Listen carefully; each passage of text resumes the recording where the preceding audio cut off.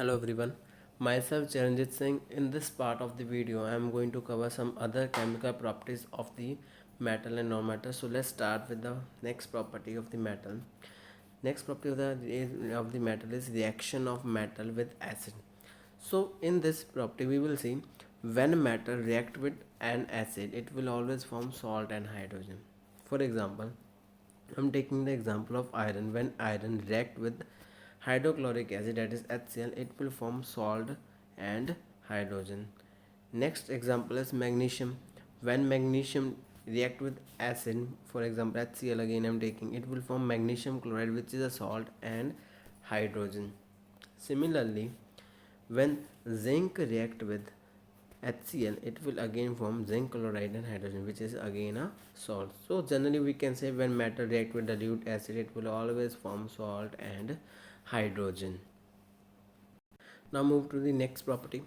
Next is reaction of metal with the solution of other metal salts.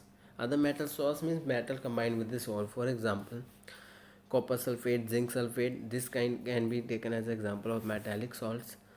Means when metal A, suppose any metal, when combined with the salt solution of B metal, it will form a salt solution of A and metal B. Let's try to understand more with the help of an example. When I'm taking a metal and a salt solution, I'm taking a copper sulfate. When they react with the copper sulfate, it will form FeSO4 and copper. So in this reaction, you can see very clearly this iron basically displaces copper from this salt solution. So this I can state it as displacement reaction also. So one question arises, how we can get to know this can displace, or this metal can displace other metal, or this metal cannot displace other metal. So how we can get? The answer is very simple. Answer is a reactivity series that we are having. I'm going to show that. This is a reactivity series. Basically this reactivity tells us as we move downside, as we move down, the reactivity decreases. Means upper one metal will be more reactive as compared to lower one. And one more thing I can include, the upper one metal, basically the upper one metal can displace the lower one because they are more reactive. I'm again repeating, I can conclude one more thing from it. The reactive metal basically can take place the other non-reactive or less reactive metal. For example, we have just now have done, when iron react with copper, it forms iron sulfate. Means here we can see iron has displaced copper. So let's find out with the help of reactivity series. If I'm going to zoom it, you can see iron is here and copper is here.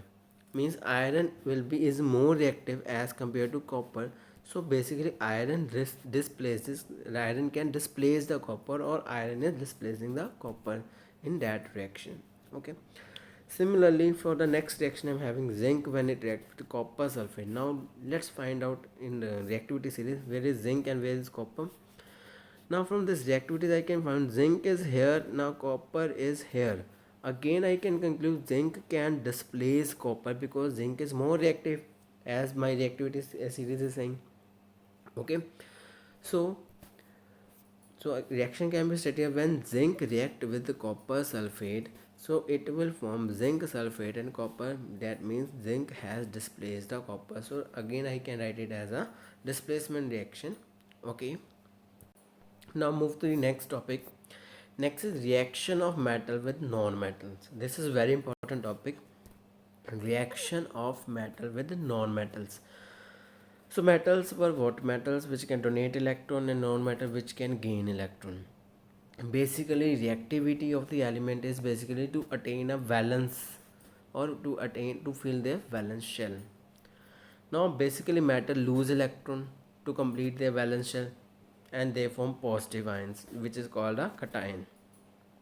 Similarly, non-metal gain electron to fill their valence shell, and they form negative ion because they are gaining electron. They are called anion. So the combination of this, or I can say the transfer of electron, because metal is losing the electron and non-metal gains the electron. So this transfer of electron from metal to the non-metal is basically known as a ionic compound, or I can speak as the compound which is formed by the transfer of electrons from metals to non-metal. They are categorized as ionic compound, or this compound is also known as electrovalent compound.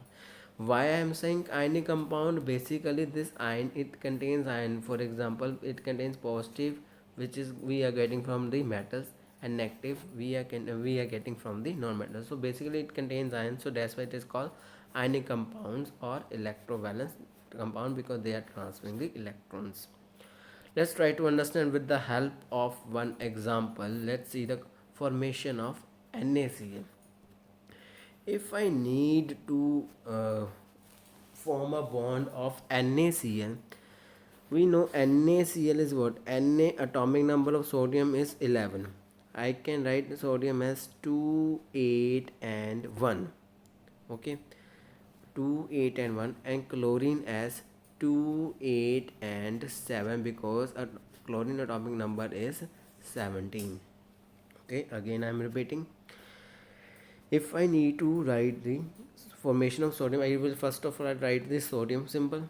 Its atomic number is 11. I can write it as 281. This is electronic configuration of sodium. Similarly for chlorine, its atomic number is 17. I can write it as 2, 8 and 7.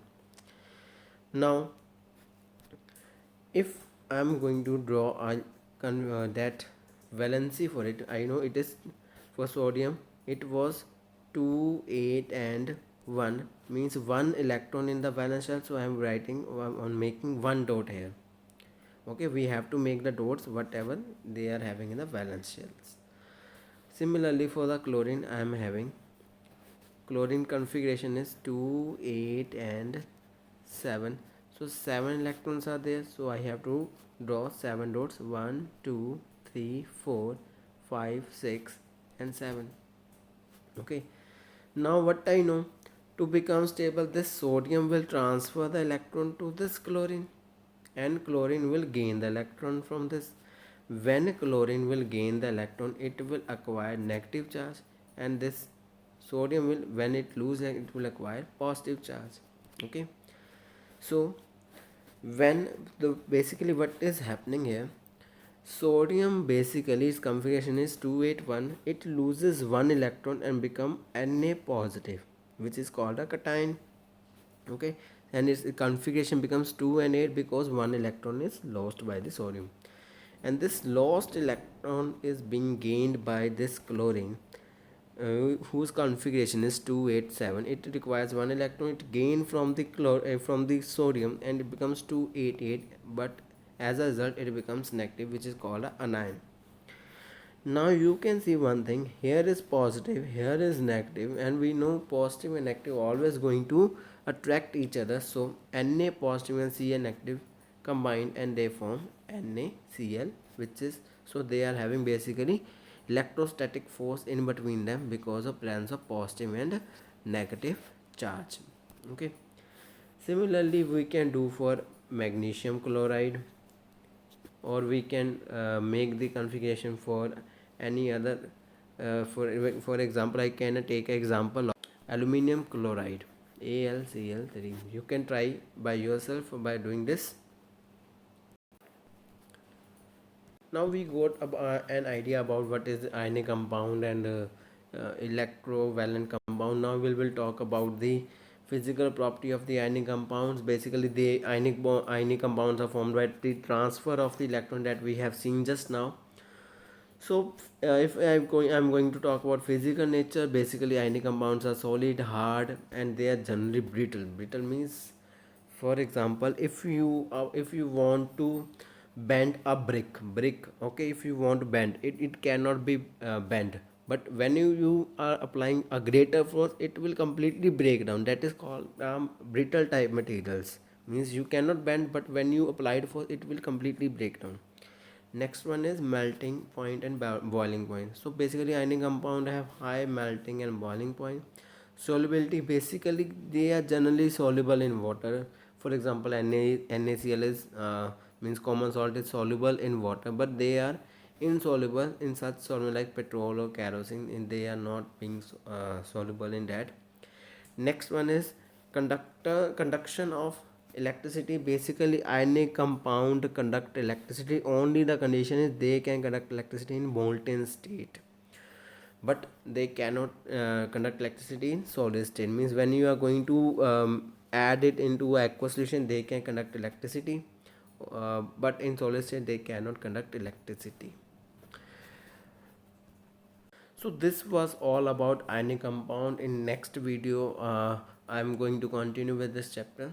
Thank you.